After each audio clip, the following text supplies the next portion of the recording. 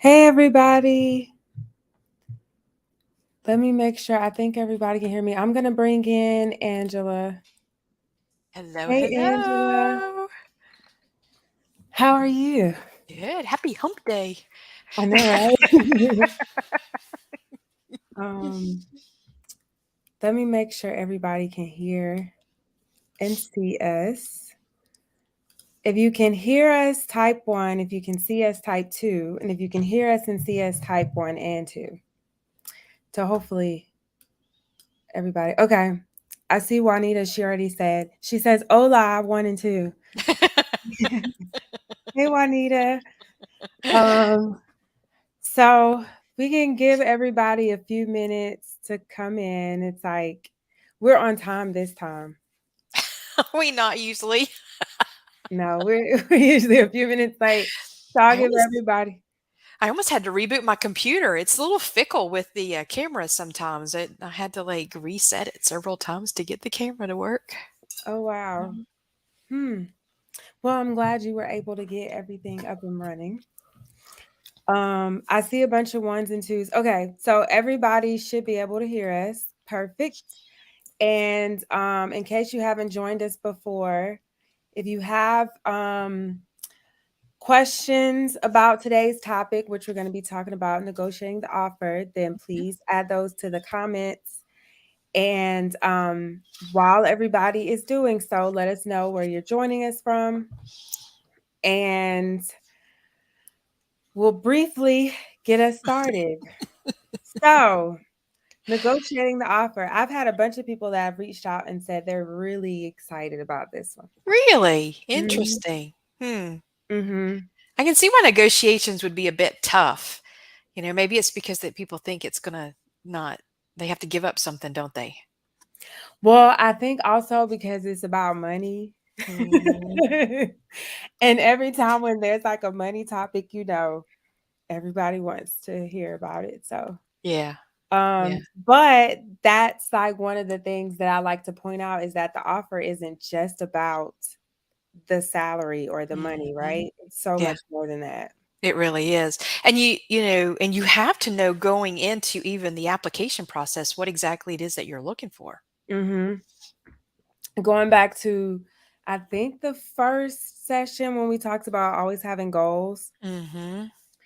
And if you set your goals, then you be able to already go into it knowing what you want Mhm. to negotiate. Agreed. Mhm. Juanita says money is always an uncomfortable topic. I agree. Hmm. That's true. Yeah. Yeah. My husband's from the UK, and their culture's a lot different than American cultures are, or Americans are, in terms of negotiations. And I travel quite a bit whenever I work with IBM, and uh, you know negotiating for just dinner is so typical in so many other countries, but not us here. It's very uncomfortable for us. Yeah. Yeah. And Mhm. Juanita says personally and professionally. Um, and that's another thing. I think I hate to keep saying that women have more challenges. But that's another thing I think that women struggle with more than men when it comes to, standing up for themselves and negotiating what they should be getting based upon the value they're bringing to the Mhm. table. Mhm.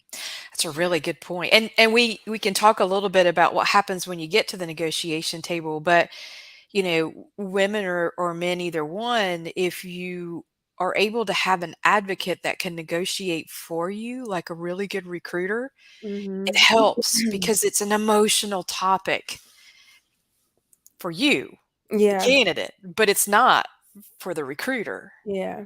you know so being able to have that real candid discussion of, well, here's the market, and she's worth this, and this is why she's worth this, and if you don't hire her at this, then you're going to have to settle for I mean, it's then it just becomes a numbers, let's have a real discussion rather than it being a very emotional topic that, well, I deserve this, that's what you're feeling, right? Is that, I deserve such and such, I work so hard for this, and that type of thing, it kind of takes that away, doesn't it? Right.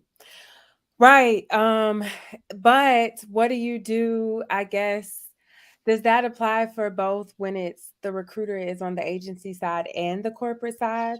Mm-mm, I mm-mm. didn't think so. No, I wouldn't think Yeah. so either. And I think, there are two different scenarios. There is the scenario whenever you work directly through a recruiting agency, and then there's a scenario whenever you apply directly to the company, and it is two different things. So, I think the first thing you've got to understand is, what is the market value? Part of our pre-qualification process is just to ask the candidate what they're looking for. Mm. And sometimes they're way out of range. I'm like, Too what planet do you high live or on? too high or too low? Both, both. Oh, okay. Most of the time, whenever they're too low, we suspect. I was about to say I'm Yeah. shocked to hear you say too low. Yeah, usually it's someone that doesn't know the industry, and so we automatically our mind goes to fraudulence, right? So I mean, that's not always the case, but if somebody's underselling themselves, there's a reason for it. And Mhm. it could very well be that they just have a confidence issue. I mean, there could be something else going on. It's not Mhm. necessarily a black and white deal breaker for us, but it's a question. Right. Most of the out of range ones, they're, it's like right now, somebody, you want to ask what a perm salary is for a CRA gig, and they're like, well, I want $185,000. And I'm like, well, good luck with that. Let me know how that works out for you, because I mean, but we get those really crazy, crazy, crazy amounts. And I'm like, dude, if you're getting that right now, you need to stay where you are, because that is not what the market's yielding. And when you're working with an agency that is very comfortable and knowledgeable of what the market is affording, and that's the key. And I see the note about California. Whenever we negotiate, we always do look at the range, and we do consider cost of living. There are websites out there that will translate the difference between a salary in Tallahassee, Florida, where I am, and Boston and Los Angeles, and they'll kind of Mhm. do that analysis.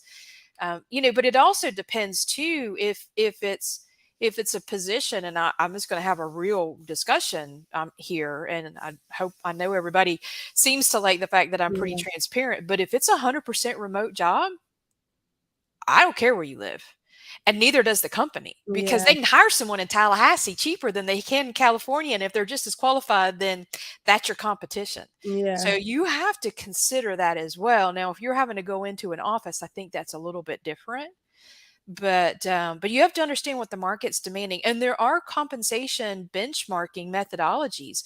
We actually have a step by step on our blog page that will teach you how to go out to places like PayScale, Indeed, Simply Hired, those Mhm. types of entities, not companies, but entities that actually, like Glassdoor is really good. I mean, you can go out and you can kind of look and see, well, what is the market really demanding? And obviously, you want to take an average, because there's going to be really highs and there's going to be really lows. Yeah. But if you take an average, you can get some type of an idea as to what the market is allowing and affording, and then you can kind of base it, because you don't always want to base it on what you're currently making, but you definitely want to make it on what the market's demanding, because you might do that analysis and decide that where you are is where you need to be right now, because the market range does change quite a bit. Yeah. Yeah. Yeah. You make several good points. And so then to the point that you made about if a company can hire somebody in Tennessee, and Tambrick says Glassdoor is good. But Glassdoor is really good. if a company can hire somebody in Tennessee cheaper than California, then let's say that they needed sites that are mostly, I don't know, on the West Coast. Would they still be considering the Tennessee candidate? I think that's a really good question too. It depends on the monitoring. If you're looking at CRA gigs, it depends on the model. The job search has changed, hasn't it? The landscape has Mhm. changed so Yep, much. And so much. whenever I used to scope out projects for clients pre-COVID, I mean, you were on the plane all the time, right? And sites didn't want you All the remote time. all the time, right? And now 50-50 usually at least, Yeah. and sometimes even more depending on the project. And it's interesting to me, and you know this probably more than I do, but even like the real high acuity projects are not, I mean, oncology, they don't want your little smiling face on site. Oh, They no. yeah, so, Not at these all. are high acuity projects, whereas before they always demanded the CRA to be on site, and that just isn't the case anymore, isn't it? Mm-mm. So, if the Mm-mm. sponsor doesn't need someone on site that much, consider the difference, right? I mean, the cost of flying you out a couple, 3 times a year is gonna be a heck of a lot less than Right? paying the extra. Because you have to understand, and I'll just do round numbers because I kinda stink at math on the fly, but, like, if you're getting paid $100,000 in salary, that company's paying a burden rate on top of that, right? So you've got all of your compensation that you don't pay for, but their match of health insurance, their match of your taxes, all of the liabilities that they're covering for you, the workers' comp, all of the things that you would have to cover yourself if you're an independent. That average burden rate for a company is about 38%.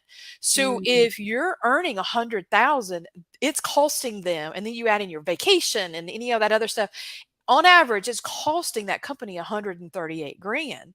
So whenever the pencil pushers are looking at the landscape of individuals, if that position is very much remote, your location matters zilch. Mm. That's good to know. That's really good to know, but then it does so it's helpful to candidates because it opens up their range. It does. They can cast out a wider net. And I you brought up a you weren't trying to make this point, but you brought up a good point in that because people always say, well, why are they so picky or why is it so hard and all these things. And part of it is it's not cheap to take the risk on newbies and onboard them. And you just kind of explain that because on the back end, all the stuff that they have to cover for you just by simply saying yes and hiring you. Yeah, and then you have the soft costs of training you. Right. And then if you leave, you've got the soft costs of training someone else. And then think Right. about all the time it takes for the hiring team to, do all the interviewing. I mean, all of that type of Right. thing as well. Right. So there's a lot of soft costs involved too. And there's a lot of estimates.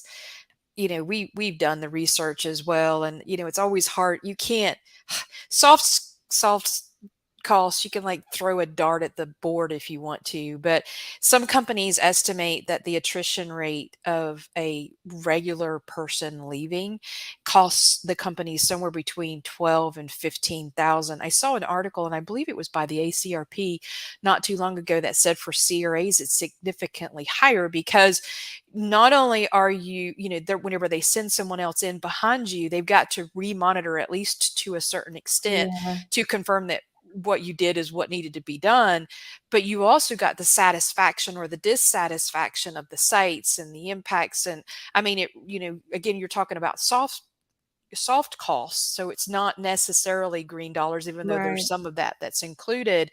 But the cost of replacing you can be as much as your salary, depending on the level that you are when you leave. That's so true. When I was talking to one of the executives one day when I was having lunch, they said they had estimated it to onboard the new CRAs. It was like between I think 30 and 40K, which, when people hear that, candidates hear that, they're like, what?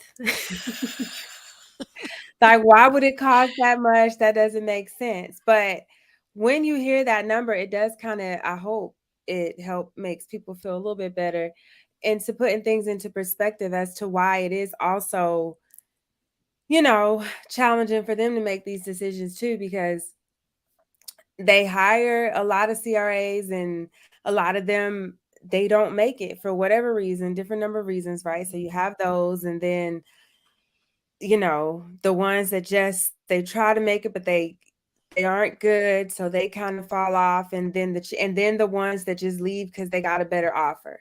So they're Yeah. fighting all those odds. I agree. Yeah, I agree. Yeah, it's hard on the candidates, and it's hard on the employers that are seeing the attrition, especially if it's a company that cannot afford market rate, but they desperately need individuals to come in and help them get off the ground. I find that to be very hard to explain to a candidate, because sometimes I see a CRA and I know they can make a lot more somewhere else.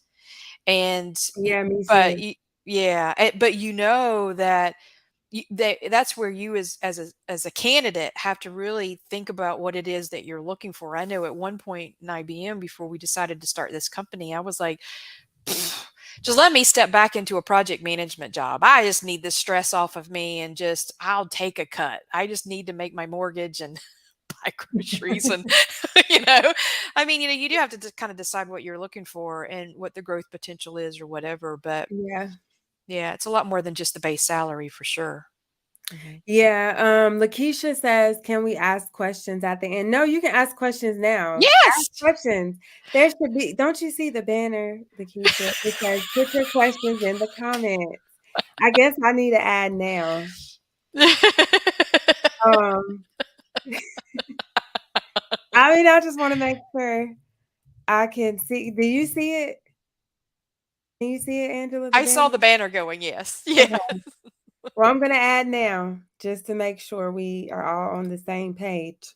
Yes. Yes. Um But I was about to so how about we start with what all can people expect or request to be included in their offer outside of just the base salary? Let's start there because most people think it's just about salary. No, it's a really good question. A lot of times companies don't allow some things to be negotiated. I mean, a company either offers a 401k or they don't, for example. I mean, they Right. offer benefits or they don't. Right. Some of those things are just kind of baked in. I think probably the one of the easiest things to negotiate is vacation time. Vacation time. And when I Mhm. bring that up to my clients, they're like, "You can negotiate vacation time? Tell us why vacation time." Because it doesn't cost extra money. Now, there are some companies that say, "No, it's equity. You join, you get X number, and that's the end of it." But a lot of companies are very willing to negotiate, and that's a really big deal for a lot of people. Like if you leave a company where you've got like 5, 6, 7 weeks of vacation, and then you want to go somewhere and they only offer 2, I mean, that's a big punch in the gut, right? So, especially if you got family, Yeah. the kiddos, and you promised them a trip to Disney World or whatever, that is going to be your best negotiating power, because a lot of the other things that come with it, I don't really know that. I mean, a lot of times those really, the hiring managers don't have the flexibility to offer you more on the 401k side, or, those other things that kind of happen. Base salary. Sometimes you can get stock options. That's another really easy one to negotiate if the company is public or if they're getting ready to go public. And a lot of times that's a really big plus too, because they can offer you the options that don't mature until a certain time period.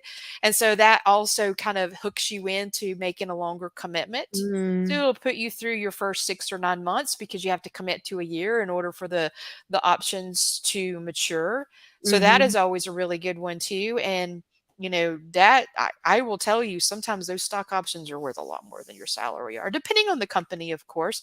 But Right, that is a really good one too. right. But those are probably the two biggest things that you can negotiate outside of the base salary that I can think of that are the easiest to negotiate. Yeah, and then I'll add, I've been able to negotiate sign-on bonuses. Yep, that's a So really good that, one. and Mhm. then sometimes they'll even offer them, especially nowadays when you don't even ask. And that depending on how you have marketed and sold yourself, of course, during the interview. Mhm. But then sometimes they're willing to negotiate like milestone bonuses too. So Mhm. like your first, second, third year type of thing. Yep. Um, and then quarterly bonuses. I've done that too. Oh, and then a office stipend. Yes, that is a especially really for the good new one, CRA. and, usually I haven't seen that had to be negotiate because most of the time companies just offer it. I will tell you that on the lower end of the scale, like your entry levels or whatever, being able to get like a bonus structure is gonna be a bit harder, but when we used to place executives, I would negotiate those types of bonus structures all the time, and I would actually ask the question of, "What percentage of your compensation package do you want to leave up for bonuses?" Because if you're like a chili pepper, I mean, you are going to like rock it and earn your bonus, and that could be a lot more than your base is. Yeah, absolutely. Juanita says, really, I thought vacay was fixed based on levels or years of service. Actually, now a lot of the larger CR, well, not even the larger ones, I would say even mid-size, they're doing flex time off now, which is Mhm. for people that don't know, it's unlimited time off. Basically, I mean, you work your 40 hours as long as you're available to meet the needs of the business. It not every company does it, but a lot of them are moving to A it. lot of them are moving it. Thank you, COVID. Yes, and so there's no more like sick versus personal versus like all the different categories. It's just Take your whatever, time. whenever, as long as you're taking care of your project needs. Mhm. Yeah. Um, but caveat, they also know how much work we have to do. So it's only so much time you can take off, or else like it's your work is just not gonna get done. So And with the electronic systems, your managers know when you're online. yeah. Yeah. So, it's not like you can escape, right? Yeah. So yeah, don't it's not like you can just say, "Oh, well, I could take 3 months." There's no way you'd be able to keep up with your work if you're actually on like, projects and Mhm. take that much time off. Okay, so we have a couple of questions before we move on. Richardson says, "Yes, stocks are good." Mhm. Yep. So Lakeisha's question, how do you negotiate an offer with no experience in the clinical research space, but years of experience in the healthcare field? Well, to begin with, you need to still do your benchmarking. Understand what the base is for that role that you're applying. And I put this context to people. You can be a brain surgeon, but if you're applying to be a greeter at Walmart, the salary that's offered is a greeter salary. So, and in some respects, it has nothing to do with your experience or education, and it has everything to do with the role for which you're applying. Right. So Good you point. have to benchmark the role and then make a decision from there as to where you want to progress as it relates to you knowing and you doing the self assessment of where you are and sometimes I tell people this is a slingshot moment for you. Maybe you got to go back in order to sling forward, Yep. depending on what it is that you're trying to accomplish, and maybe that's part of the negotiation is, look, I know all I've got is healthcare experience, but I am awesome. And if you will give me a shot at this rate in a year or 6 months, if I'm doing this, then Yep. and you have that baked into your offer because that's going to be more desirable for them. Every hiring manager wants to know you've got gumption and that you're able and willing to tackle it. Everyone does. They want to know you've hand Yep. selected their opportunity and that you want it bad enough to where you're willing to take this to prove yourself in order to get that. That would Right. be the way I would do it. Right. And to your point, especially if you're it sounds like Lakeisha, you're trying to enter, a newbie trying to enter the space. I would be more so focused on just trying to get my foot in the Yeah. door than the salary anyways. Like, yes, if you can negotiate, like if they've offered you something and you want a counter offer, okay. I'm not saying don't. But at the end of the day, when I was trying to get in, in the back of my mind, I knew I was gonna take whatever. They didn't know that. But I knew that I had to do whatever I need to do to get in. Yeah. So, Yeah. just keep that in the back of your mind too. Mhm. Um, let's see. Someone says these days vacation time in most companies are anytime. So when Mhm. asked when I can take vacation, then they have so many questions. Mm. Hmm. I guess that depends on the company that you're at. Um, Mhm. Akeem, I hope I'm pronouncing your name right. What do you do if you feel that the money you're offered is inadequate for your experience? That kind of goes back to Juanita's question, your response to her question, right? Yeah, well, I think exactly. I mean, the first thing you do is again, before you even search, benchmark the position. If you absolutely know that you are being undersold, then you do need to negotiate. And whenever you're negotiating, you've got to, it's hard because first of all, you got to do it gracefully. You cannot let your emotions show. It has to be factual Yep. because it's not the hiring manager's money. They're just being told from somebody else what Yep. they're allowed to spend. So it's not as emotional to you, to them, as it is to you. So if you can get a recruiter, here's what I tell people. When you go into that interview and if they throw out a number, it is absolutely, first of all, tell them how thrilled you are. I am just so excited that you would want to consider me for this position because you want to leave that door open and you want to let them know, I really, really, really love this project, this company, this you. I'd like to work with you, whatever it is that resonated with you to begin with. But then just be honest. But I believe that offer is lower than what I should expect. May I think about it? Put some space between you and them. Don't have an off the cuff discussion with them. Walk away from the table and Yep. regroup. Yep. It's Yep. never good to just have this conversation with them and you're kind of caught off guard and they're caught off guard because they're not going to be the ones that negotiate with you anyway. The hiring manager's not. It's going to be Right. the CFO or the finance guy or whoever's holding the money. So you might as well just walk away from the table, tell them that it's not what you were hoping for. May I think about it? No, I've never seen someone say, "No, you don't. You have to give me an answer right now." Yeah. Never have I seen that. They've Yeah. always allowed it. That gives you some space. And a lot of times what will happen is the hiring manager will go back and say, "I really, really, really, really, really want this guy." It's the rubber band man thing. It's like the Venus and Mars thing, they're going to try to chase you then. And they're going to see if they can get more money before you come back. And if you've got a recruiter that's in your corner that knows the industry, if I'm your recruiter, I now go to the hiring manager and say, okay, now let's have this discussion here. They're not going to take less than this, and I don't blame them. And then I can play hardball, or your recruiter can play hardball of, I'm putting them in front of three different clients. They want you the most, but it's not a reasonable offer. If it really isn't. If you've done Right. the benchmarking, you know whether it is or not. But Right. it's a lot easier for a third party to do it for you. But if you don't have a third party to do it, then take that tactic too. You can put it in writing. Say, I've got three offers. Yours is the one I want the most, but this is what I'm going to have to come here. What can you do for me? And just make it very factual. And and taking that emotion out of it means that you're not burning any bridges too. And when you say make it very factual, like what Mm. are some examples of some of the things that they would need to present to, show their value to, say, okay, we can go 5K more, 10K more, whatever you're requesting. Well, the benchmarking is a really good place to start.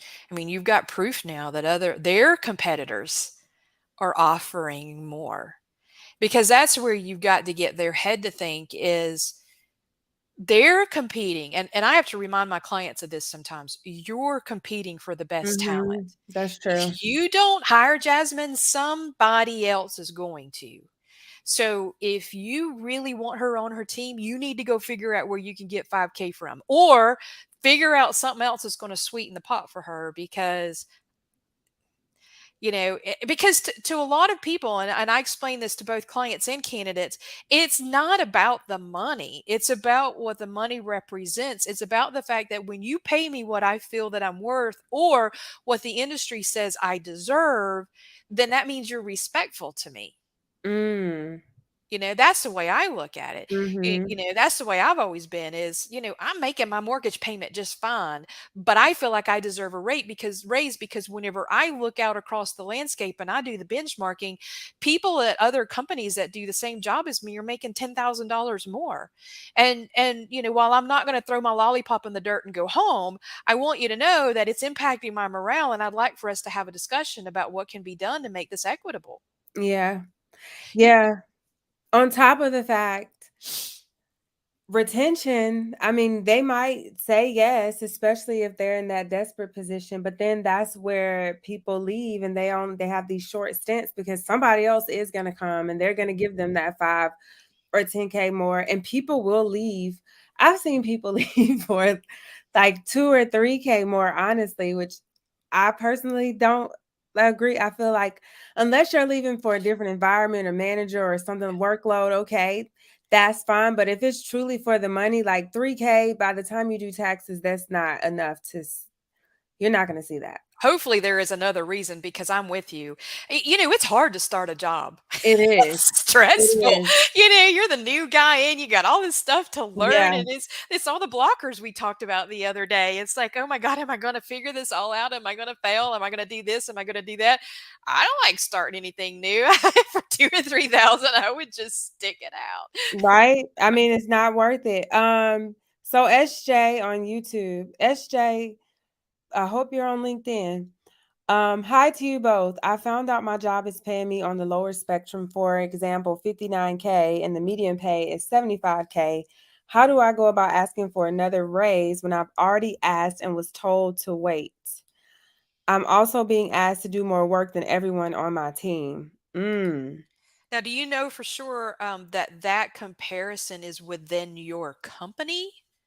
Or is it an industry statement? Because to me, those are two different things. And while I'm not saying it's okay for the company to offer below market value, but budgets are budgets sometimes. And so now if it's within the company, now we're having an equity discussion. And I mean, I think you escalate that, right? So, you know, and if your performance is good, then I think escalating it, you might cause some enemies with your managers, but I go to HR. I mean, you know, if it's an equity issue, because now we're having a different discussion. It could Yeah. be discriminatory. I mean, it could be whatever. But if you're having a comparative with, you know, different companies and the median on Glassdoor or whoever says it's 75 and you're only making 59, I think you got to step back and look at what the company can do because, you know, I tell people this all the time. If you want a bottle of water and you go into Walmart and all you got is a quarter and they're charging $1, you are not walking out of that store with a bottle of water. It's just not going to happen. Money is money, and sometimes companies' budgets are extremely tight, and Yep. there's nothing they can do about it. Yep. So, Everybody's budget is different. I've seen some mhm. senior CRA roles that said that the salary was 85K. I just don't know how they're competing. Yeah, I don't. Well, and we've got a sponsor that we work with for years, and I've got some seniors over there that are at $80 an hour contract, and it's oncology. But now they've been there for like 8, 9 years and they love the sponsor. They're loyal to the sponsor. It's a wonderful environment. And they're like, we're gonna hang here long as we've got a job because we love this company Oh, so well then yeah, I get that too. Cause yeah. I would do that too. If Mhm. it was a good cause until you've been on, let's just say a challenging a study with a challenging sponsor, you just don't know. Like you're thinking, Mhm. you know, unless you have like some money goal you have to hit because you need to, I don't know, pay something important. I don't know. Unless you have something like that where money is like die, and even then you're gonna still feel miserable.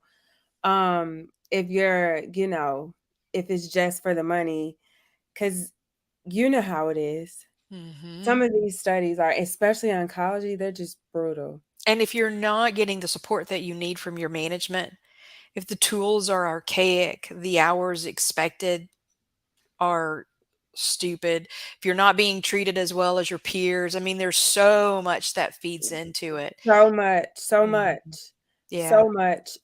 Even at one company, I stayed for a little bit longer than I probably would have just because of my line manager. Mhm. So, even a manager, something like that could make a difference too. That's true. So, Yeah, that's absolutely true, but when you're applying, you don't really know for sure, you know, and, which is why I wouldn't risk it over like 2 or 3K more because I it's agree. like, Yeah. for what? The money, that's not gonna solve your money problem.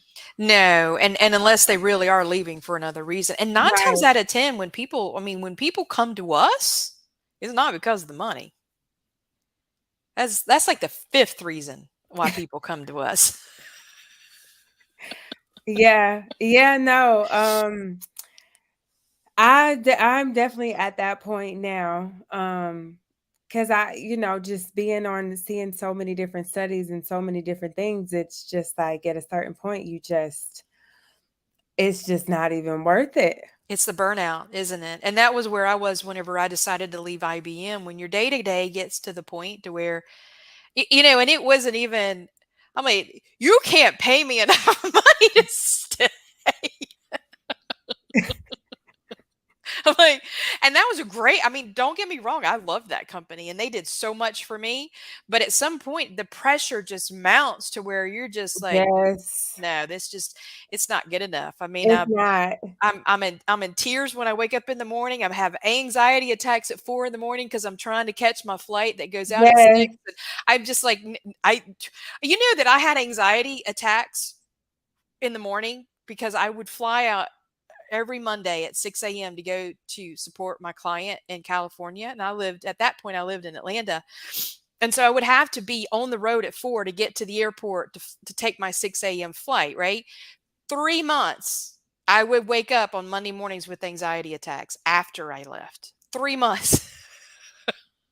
Wow. I used to feel like that about one of my roles, as a CRA people. And I got my anxiety attacks on Sunday nights or Sunday mornings because it's like sometimes I would fly out on Sunday, not or Monday.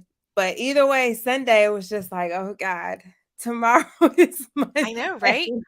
So it's a lot more than the compensation when you're negotiating. And that's why you've Yes, got to look at it, and I'll tell you this too.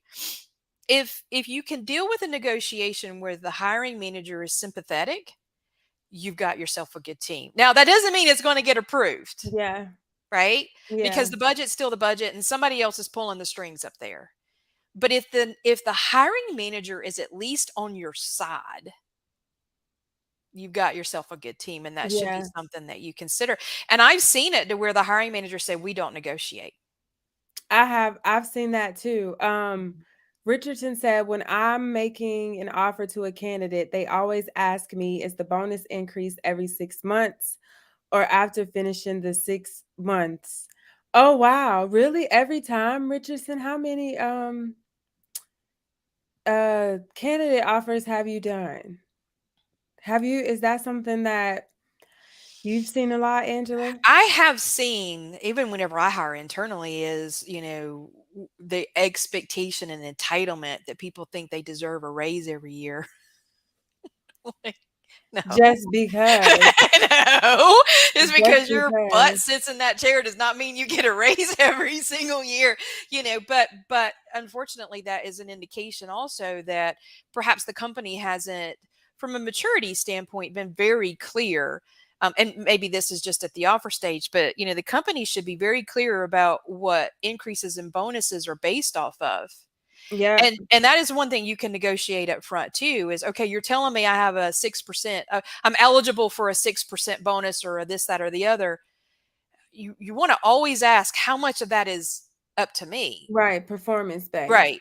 Because a lot of times companies will say, well, you can have this bonus structure, and they'll even write it into the offer, but they're not giving you the algorithm that feeds into that bonus structure. And 9 times out of 10, it's a combination of your performance as well as the company's performance. And if Yeah. the company doesn't meet a certain performance, then you can perform till your eyeballs fall out and you're not getting a dime. Right. Yep. That's good points too. To ask the question. Mhm. I would ask that even before the negotiating part even came up. Like, what does the performance, career development, structure, all of that look like? Yep. Um, but in the negotiating part, that's a good point. That it's based off of your performance and sometimes the company's performance. That's true. Yeah, and know that up front. That's Bonuses yeah. and raises, what are they based off? Yep, and then if it's, based off of your performance, just straight up ask what metrics are included within that performance analysis. Exactly. Because if it's a gut check, if it's a mean girl environment, you could be in a lot of trouble. Yes. So you don't want any surprises, right? Exactly. Because they might be expecting some companies' metrics are rough, y'all. They are. Yeah, they are. And they make them that way for a reason. You know, they really do. And it's, some people think it's incentivizing, but then you've got those companies that give you targets and then stretch targets. And and so if you meet your target, that's okay. But then you got to achieve for your stretch target. And if you don't make your stretch target, they're going to line you up in front of a firing range and shoot you. Right? So there's And sometimes the target was really a stretch target, but they just called it a target. Yeah, exactly. Yeah. So having all of that up front, I think, is really important, and have it baked into your offer letter. And I did see from one of the gals saying that, sometimes they only get 24 hours to accept or decline. They're always going to give you a Oh, I deadline. didn't see that one.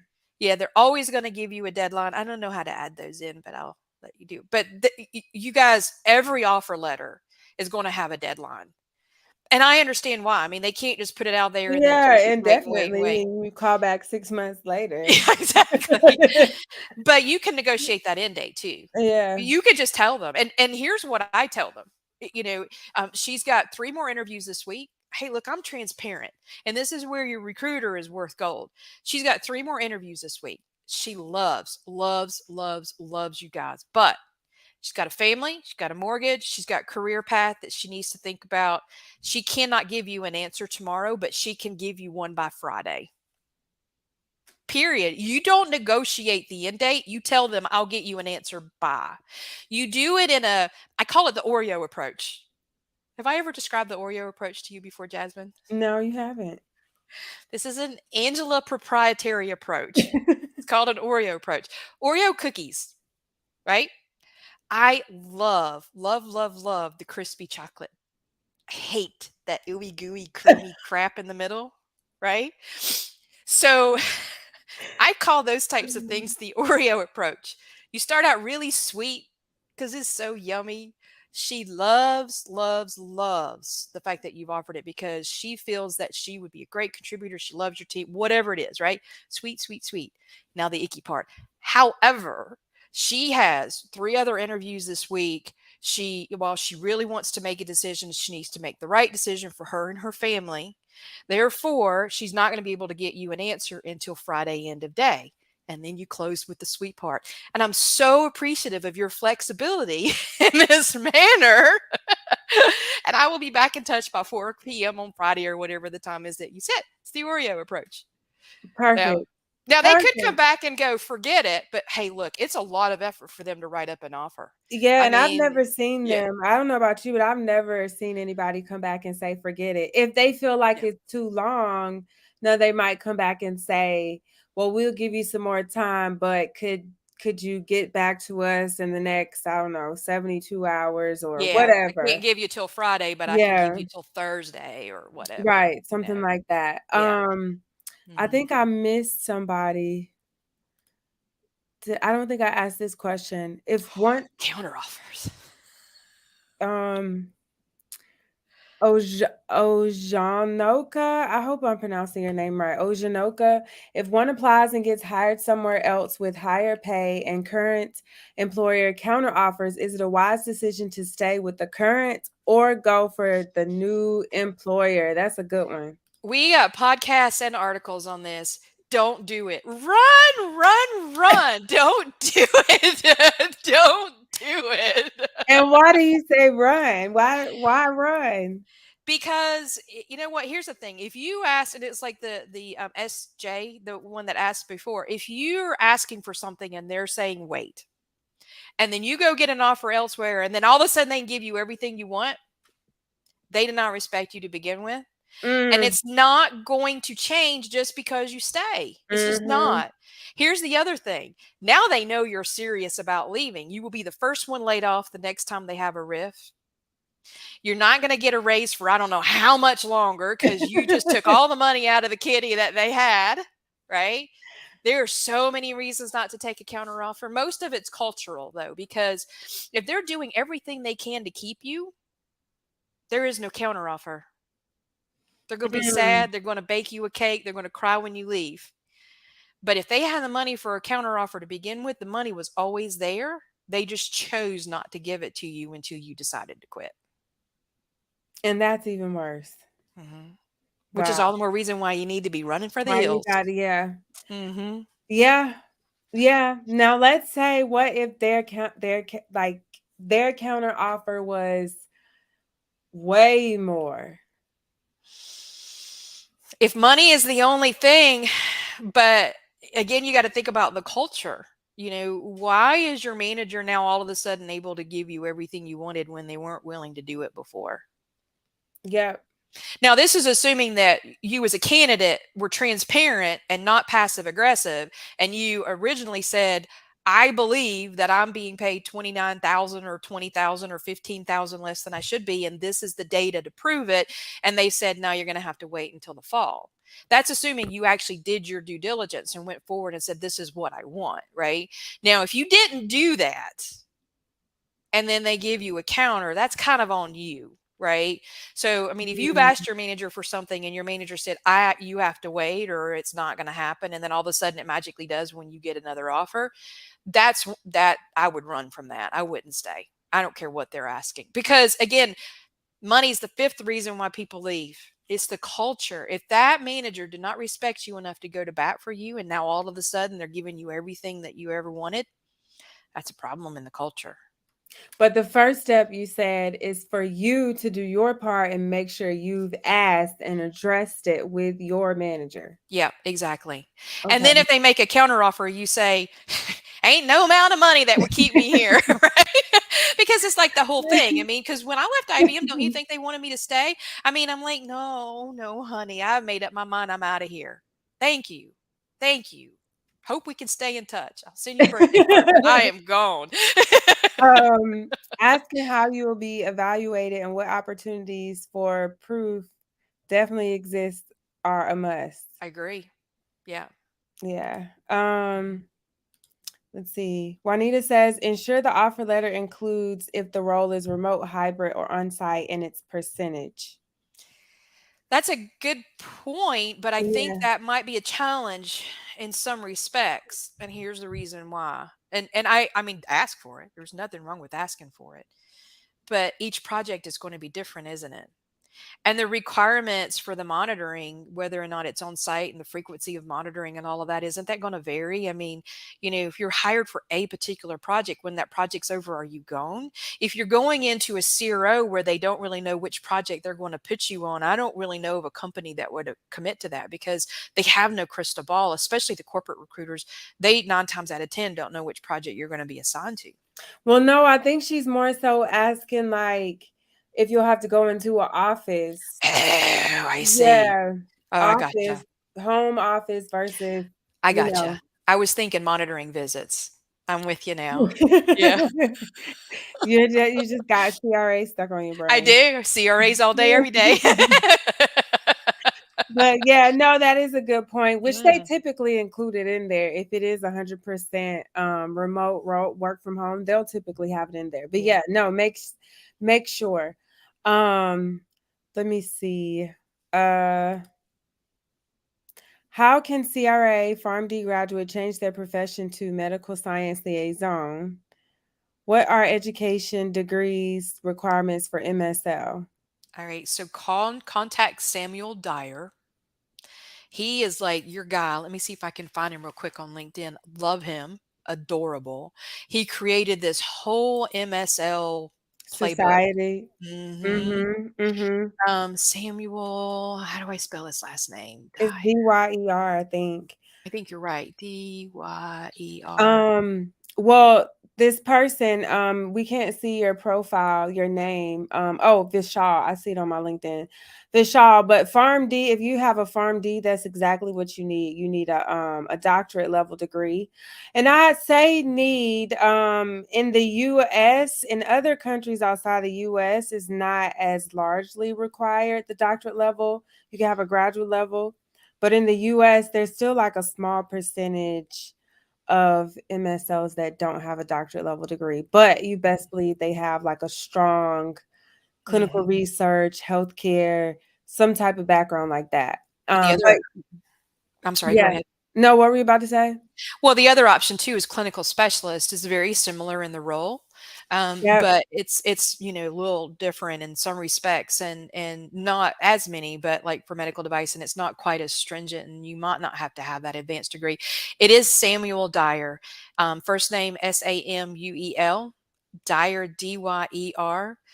He founded the Medical Science Liaison Society, and he's the author of the Medical Science Liaison Career Guide, How to Break Into Your First Role.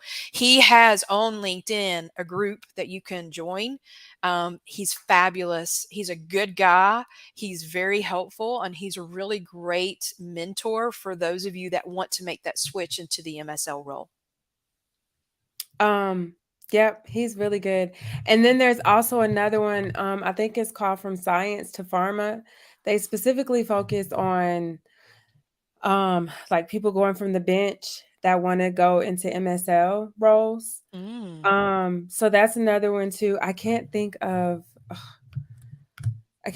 his name right now. But if you're interested, DM me and then I'll message it to you. Mhm. Um And then Chandra says, what advice would you give to someone in an entry level role at a CRO to gain more experience to move up in the industry? I don't know what the entry level role is, but depending on the CRO and the size of it, talk to your management. It always blows my mind whenever I get contacted from someone either from another country or someone even here in the United States or North America who are working for someone like a PPD or a Quintiles or whatever. And they're like, help me, I'm not getting career development. I'm always flabbergasted. Aren't you, Jasmine? I mean, it would seem to me like these companies offer, a lot of opportunities to either shift from one country to another, if that's your goal, because I see that quite a bit, or to be able to expand your therapeutics or grow in knowledge, and that all of them have excellent training programs. Yeah, and then it also company, I guess the larger companies, we have all the like LMS, they have different names, but Mhm, basically, the learning management systems where all the online trainings are. Sometimes, depending on the company, they might have like an extra therapeutic area portal too, mhm, where you can, learn about more about whatever TA you're assigned to. And then they also might have some other like soft skills type of specific training mhm, portal too. But I find that a lot of people they need more like what we talked about before. They need more of that like one-on-one coaching mentor gotcha. support. Mhm, And that's what's missing. And they might assign, especially an entry level role. She, like you said, Chandra, let us know. Oh, she says clinical trial management support specialist is the role. Okay. That doesn't sound like an entry level role. no, it doesn't. Mm-mm. Are you No. sure that's the entry level role?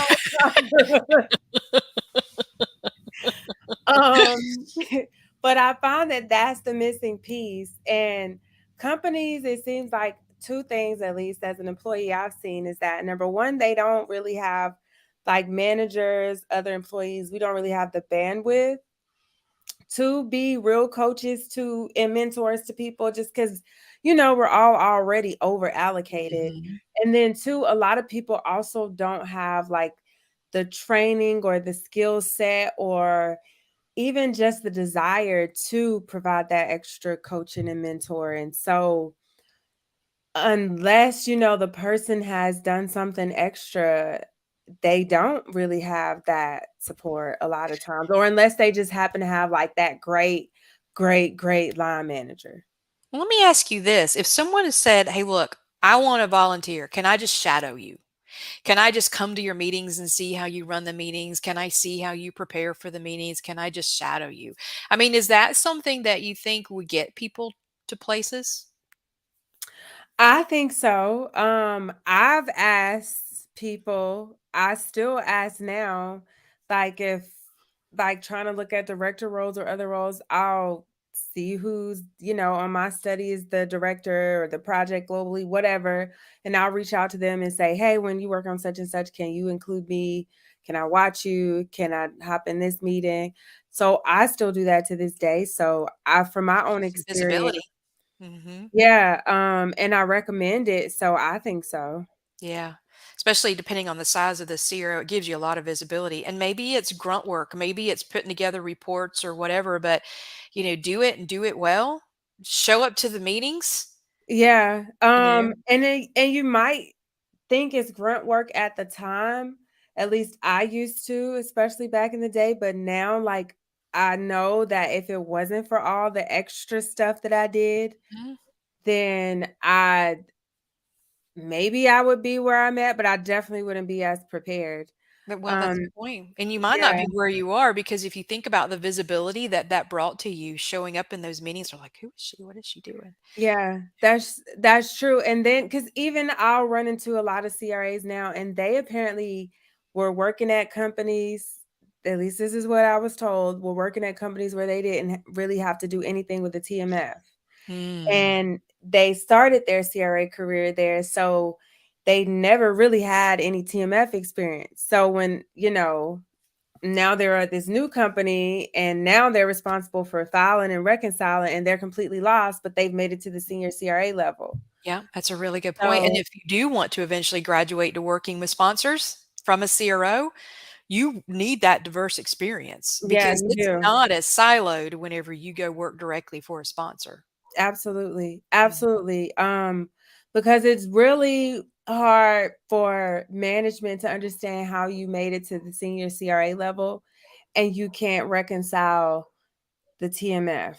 Yeah. That does not It almost goes back to the fake thing, and I know at least one person, I know that this person is not a fake CRA, but it still puts you in a compromising situation because, seniors get no training at all. At that point, they think you should know everything. That's true. And especially if you decide to go into consulting. And that's a big challenge too, because if people who have been with a CRO for a certain period of time, and CROs are really the best training ground to become a consultant at some point because of the Yep, diversity of experience that you gain up to a certain point. It is still very siloed. So while you might get a lot of TA experiences and different indications and all of that, and if you work with a large CRO, you're going to get a lot of different EDC experiences and you understand the electronics and all of that. But to your point, study startup, ETMF experience, all of these other yep, things that a small to medium-sized sponsor who's never used a CRO, when they hire a contractor, they need you to be able to do all of that. yep, yep. Mhm. So keep that in mind when you are considering sponsor versus CRO. Mhm. Um, Tracy says, how does an entry level CRC with higher science do well to advance? Can you please be more specific, Tracy? I don't quite understand. Unless you understand it, Angela. Mm-mm. Unless she's talking about advancing from an entry level CRC, but to what? To like a more senior level CRC or up into a CRA role? Yeah, give us some more information, Tracy. Mhm. Um, this question says, could you please Oh, send mhm. or Yeah. repeat the contact person or should be followed? Oh, okay. It is Samuel Dyer. That's how you spell it. Yeah. Yeah. And he's the author of the Medical Science Liaison Career Guide, How to Break into Your First Role. And they And have a course too. he created this whole society called the Medical Science Liaison Society. Go out Mhm. on to LinkedIn and just search Let me Medical see if I Science can. Liaison Society, and you'll see that he is the owner of it. Mhm. Mhm. Really nice guy. Really, Yep, really nice guy. he Mhm. is. Tracy says to project manager. So how does an entry level CRC with higher science, what do you mean when you say with higher science? Can you please just repeat the question, Tracy, And let us in know, more are you talking about detail? project management at the site level? Or are you talking about project management at the CRO or sponsor level? Yes, we need a little bit more information. Yeah. Um, So I know I said this time I wasn't going to take up your whole night. So I wanted everybody, we're going to wrap it up soon. So get your questions in. But I did want to point out the fact, and I see somebody from YouTube. I see your question, Jostato. I'm going to ask that shortly. But before we end it, I want to make sure um, I got to touch on, so when should a candidate decline an offer? Ooh, uh, well, I mean, it's so much to that question, isn't there? When it's not good enough. No, I mean, you really do have to take the whole thing into account. And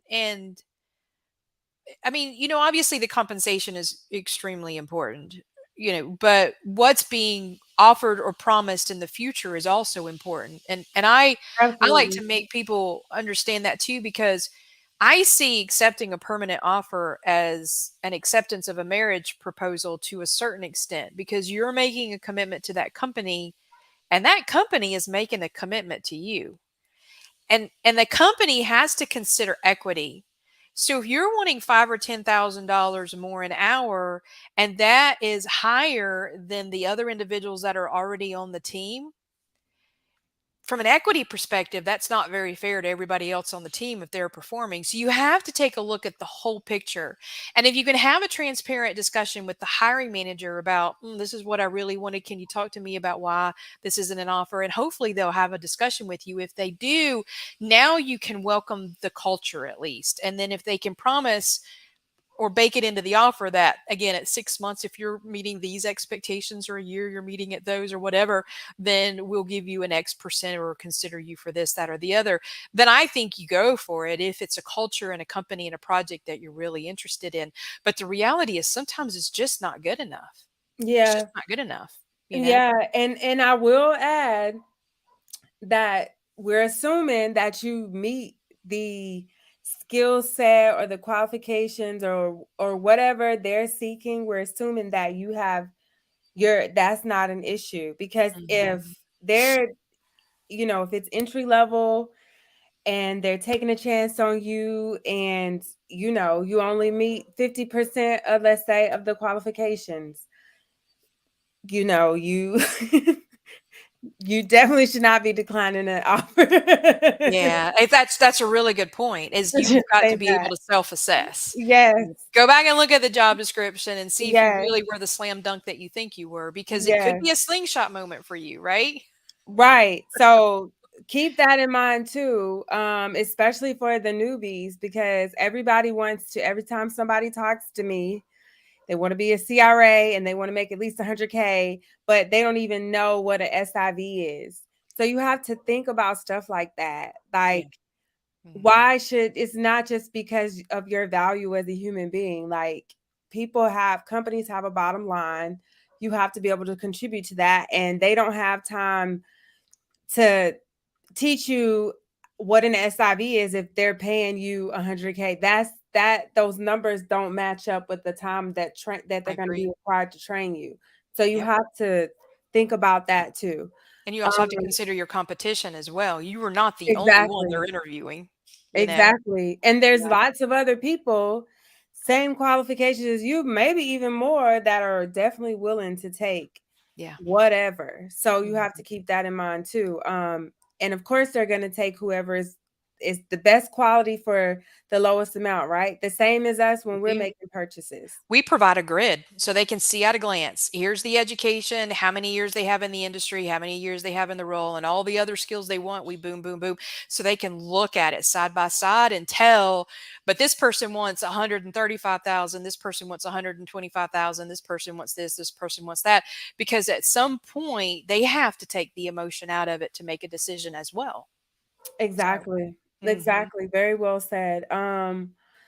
So, how to give high salary requirement, but actually willing to go lower without saying, not risk losing the job offer. Recruiters ask for salary requirements before telling you what the job pays. I think they're trying to say, like, how do you give like a good range or whatever when they ask for your Mhm. requirements, to Mhm. not sell yourself short, but without letting them know that you are willing to just take whatever. Well, I think you have to think about who you're talking with as first. If you're talking with a third party recruiter, e everybody on this line needs to understand that we only make money when we place you.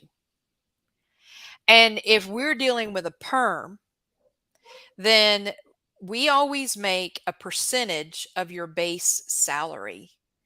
So it behooves us to get as much as we possibly can Mm. for you. So I am never going to try to negotiate someone down on a base salary unless I know that company is never going to pay that. Right? Because it is in my best interest to get you placed because that's how I make my money. But if I overshoot it and you don't even get interviewed, I'm not going to make a dime and you're not going to get the job. Right. Right. So know that going out. Now, contract's a whole other discussion, right? But if you're talking about a permanent job offer, you need to know that at first. Now, corporate recruiters are different. They're just trying to fill the rec.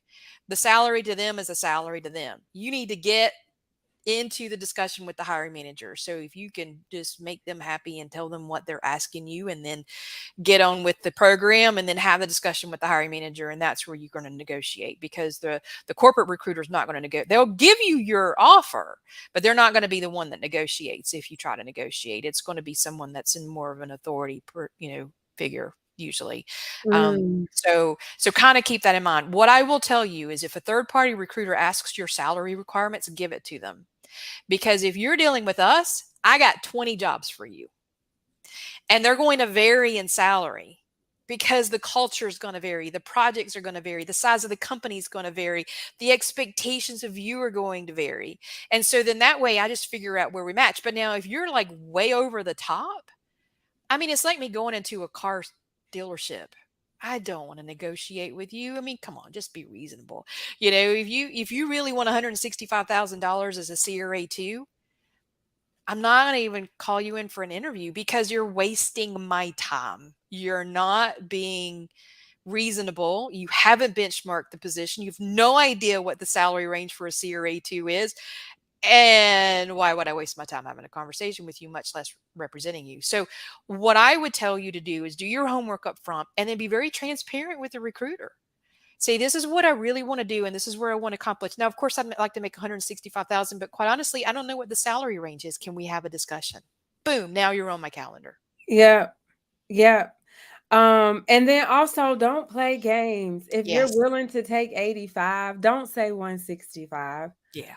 Yeah. That's like a huge range. Hmm. So to keep that in mind too, if whatever your minimum is, that's another thing you can do is give a range. I always say Yeah. give a range. Um, and whatever your minimum is, really say what your minimum is, because you also don't want to waste anybody's time. And if Hmm. that truly is your minimum, and they say that that's what they're trying to pay, or a little bit low, and there's no point in interviewing you if you know you're not going to take that 85 I or agree. that 80 or whatever. There's no point. So be honest about that too. Um, because like you said, at the end of the day, nobody is interviewing for fun. Like, we have too much stuff to do. And if we've gotten to this part, this phase or whatever, we're talking about money, or even if you've gotten a phone screen, honestly, recruiters have so much to do. If they've even sent you a DM, even whatever, like, they're interested. Yeah. So Yeah. nobody's just trying to play games with you.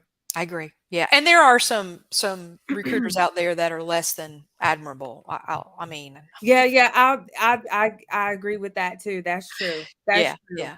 But when it comes to permanent placements, the salary there, I mean, the markup is always the markup. And the markup is in the contract between the agency and the company that's hiring. So that recruiter is out of the ballpark. That recruiter just knows what the range is that the company is willing to offer, and that's all they know. Right? So Yeah, just be open with them. Let them be your advocate. A good recruiter is going to negotiate you a better deal than you will ever negotiate on your own because they know what to ask for. yep, agreed. Mhm. 100%. Taryn says make a pros and cons list for staying and leaving. That's a good one. Mhm. Jesse says, "Hey Jesse, what advice do you have for someone who has academia experience but wants to break into the sponsor side? It seems like that it'd be very difficult." It is. It is. I mean, it's a very challenging because it's a whole different regulatory. It's I mean, it's so much different.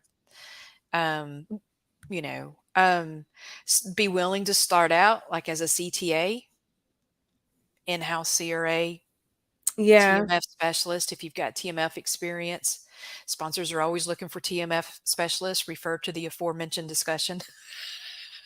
And I'm curious, Jesse, why are you so interested in the sponsor side? Like, why narrow your search and why not, keep all opportunities open? I'd be curious to hear that. That's a really good point. And I will tell you, and I don't know your background, Jesse, but I will tell you if you're trying to break into the industry, all of you guys, I would start with a CRO. I would too. Uh-huh. I mean, you're going to get so much. And I know the pace and the metrics and all of that, but you know what? You're going to learn. Their training programs are Cadillacs, you guys. Sponsors don't have that. Most sponsors have if any, training. I mean, it's like, here, read this and tell me what you, I mean, it's very rare that it's formal. And your big mature sponsors use a CRO. So go to a CRO. I would get my foundations there, stick with it for 3-4 years, then go knock a sponsor sock off or go into contracting or something like that. So Yeah. Because you get, and depending on the CRO, 1 year, mhm, you might get 3 years of experience in that 1 year I because it agree. really is sometimes that stark of a difference on the CRO side versus the sponsor I side. agree. Yep. Um, Tracy, I think she's trying to clarify the question. How do you do well with a master's of science in science but not much experience in clinical research? If that's the question. And If she you're added into advance to project management. um it is rare for my sponsors to ask for an advanced degree. Yeah, I out of I'm trying to think. For my project managers, it's not too many of them that have an advanced degree. Yeah, they're looking for Tracy. experience. Yeah. And I have several clients that don't even care if you got a bachelor's.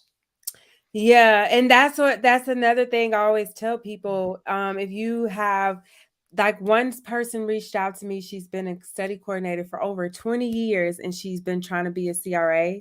She's gotten a couple interviews, and she doesn't have a degree, but she's Mm. been a study coordinator for over 2 decades.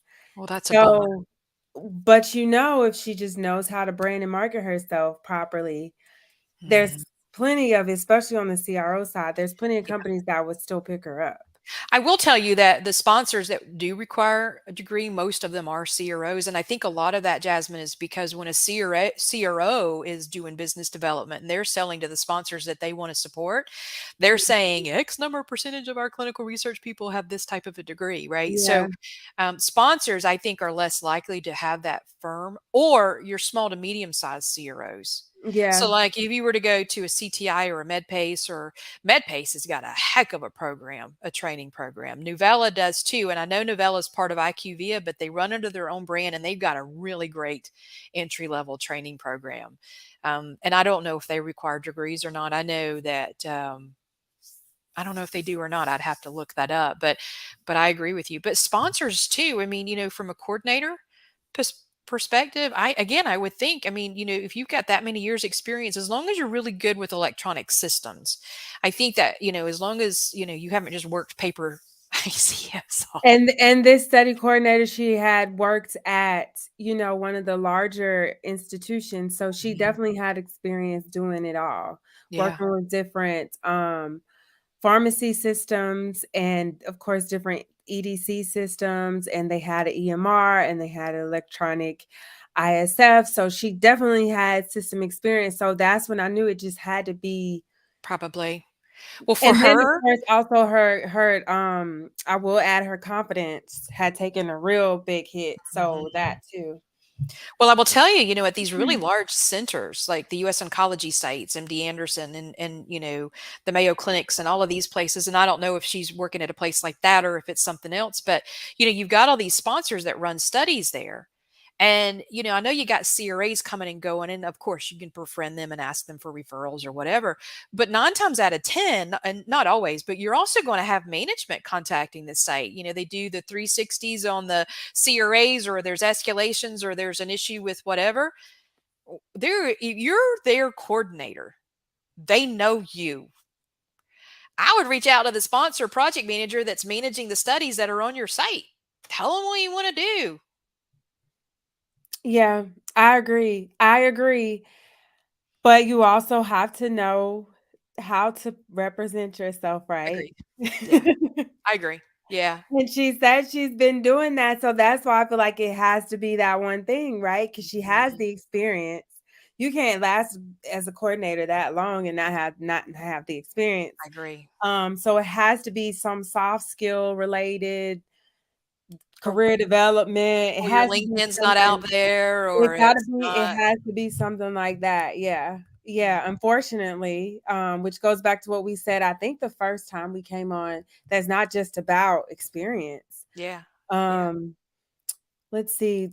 Uh, I think it says Regina says, but how do we know recruiters ask on our behalf? I think she's talking about back when you said to have the recruiter to ask um for a higher offer. I think she's talking Oh, about well, that. because it's in the recruiter's best interest. Hey, listen, Yeah, if you walk away from that job offer, the recruiter doesn't make a dime. yeah, I mean, that recruiter's gonna do everything they can to cobble that offer together. yeah, So yeah, it's in their best interest too. Now, with that being said, if you're asking for something that is unreasonable, and that recruiter, because we do, I mean, we're going to represent 4 or 5 people for every open position. So if you're not as competitive as the others, they might not go to bat for you, because they might just say, "Look, she's wanting a lot more money. I recommend this person." I mean, they could. I mean, I'm being very transparent there, but that's where you need. Hopefully, the recruiter will tell you that. Passive aggressiveness is really a big problem for me. I don't like it when people are passive aggressive. Hopefully, that recruiter is going to say, "I like you, but I'm going to tell you right now, you do not compete at that. You don't." We submitted 5 people for the position. They like you because of this, that, or the other. But if you don't take this offer, they will make an offer to someone else and it will be accepted. And that's what the yeah, recruiter should be telling you. If the yeah, recruiter's not telling you that, and they're telling you that they're going on your behalf, hopefully they're being honest. But you have to consider the fact that if the recruiter doesn't believe you compete, they might not be your advocate. yep, yep, yep. I agree. And then I keep watching the time. I wanted to make sure before we get off, and I don't see any other questions. So after this question, guys, if we don't see any more, we're gonna hop off. But I wanted to ask because I don't think we touched on this at all. When should I see one more question from Tracy? When should people start negotiating? Because a lot of people, newbies, because we have a lot of people that want to be CRAs and trying to enter the field. They want to start talking about money from like the screening conversation, from like the DM, the email, like before they even get started. So when should people even be talking about the offer? If you're working with a third party recruiter, I would do it front and center. Okay. If you're working with a corporate recruiter, I would not do it until they ask you the question. Okay. It's a whole different ballgame with corporate, because they're not your advocate. Corporate recruiters aren't. They're just answering the mail, picking up the phone and saying, "Hello, yeah, let me transfer you." That's all they're doing. That's it. So if you're not within range, they're the gatekeepers at the company. If you're not within range, they're going to go to the next 500 people that are. Yeah. Yeah. And for those who don't know, when we say corporate recruiter, we're referring to the recruiters that are hiring within the company, Right. meaning like, it's an IQVIA recruiter hiring Exactly. for IQVIA versus the agency recruiter is a third party recruiter that is would be hiring for IQVIA in that Exactly. example. That's exactly right. Um, Yeah, if you're applying directly to a job post at a company for that company, I would only answer the salary question when they ask it. Now, when they ask it, answer it and be transparent, but have Yes, done your homework first so you know yes, what to ask for so yes, that you're not asking for something silly. But if you're yes. dealing with a recruiting company like us, who's a third party and we're going to represent you, I'd be front and center. And if you don't know, be honest. You guys, transparency is gold. We can't help you if we don't know what's going on in your noggin. Right, right. And then to your point, if for the people that might have missed it, you said silly meaning too high and too low. Right. Because if you ask for a salary that's just like too low, that might disqualify you too because they feel like you're just incompetent or lost and confused. And we've had people that have told us that, well, I prefer to have that discussion with the hiring manager. And I'm like, well, good luck with that. Because if you don't tell me what you're looking for, then I'm not putting you in front of my hiring manager. Our job is to protect our hiring managers, to protect their time and their company. And so we want you to be transparent with us because we're looking for the right fit as well. I will also tell you this, most companies like ours, we have a warranty. So when we place you at wherever, we guarantee your performance and that you'll stay for a certain time period. And it's usually something like 90 days to 6 months. So we want you to be the right fit because we want you to hang out, right? So just be honest with the third party recruiter and then let us negotiate on your behalf. Right. And Tracy says this will be the last question that we take, you guys. Tracy says, did you say the training would suffice the experience to do well as a new CRC with no experience, even with the EDC system? Well, I will I, tell you this, if this is the gal that asked about the MS, yeah, if you're an entry level CRC, sweetheart, I wouldn't try to sidestep that. Embrace the experience and learn it because you're going to learn so much in that role, how to navigate it, what the monitors are looking for when they come on yeah, site, how to deal with the deviations and all of the things that you're going to deal with as a coordinator is going to make you better as a project manager when you get there. But I would not sidestep the experience. There is no I amount of agree. education that is going to get you there as fast as experience will. I agree. I agree. And you might not think so now, but once a year, 2 years, 3 years down the road, you will definitely be thankful. Because going back to that example that I gave earlier about the senior CRA who does not know how to reconcile the ISF and TMF, that is not a good look. Mm-mm. No, no, and that will impact his bonus if he has a structure because that means he's Absolutely. failing in that area. It's a big deal, but I get it. I mean, you're coming from a siloed environment and now you're put in the situation and expected to know how to do it. And you're right, these sponsors don't have the bandwidth to train you to do that No, stuff. not at all. And then also, unless you told them this up front, there it's just not something people even think to ask, honestly, Mm-mm. because if you hear a senior, you automatically assume that this person, this monitor has to be well versed in the basics. And TMF reconciliation is definitely the basics. Mhm. Um, so keep that in mind too, Tracy. Like a lot of people want to rush through the process, but those are the people that either have the toughest time pretty much their whole careers, or they just end up quitting and giving up. Yeah.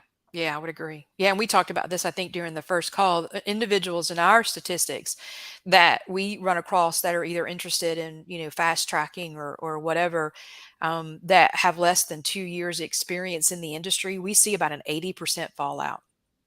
Mm, They don't hang in the industry. Hang in there. Get your foundations. Embrace it. Be grateful for the experience. And that I'm not saying stick there for 20 years. Bless her heart. But I mean, I would definitely embrace everything that you can learn there and then become a better PM when it's time. absolutely. Mhm. Absolutely. Um, okay, so we're coming up on 8:30. I know I told you this time, not 2 hours.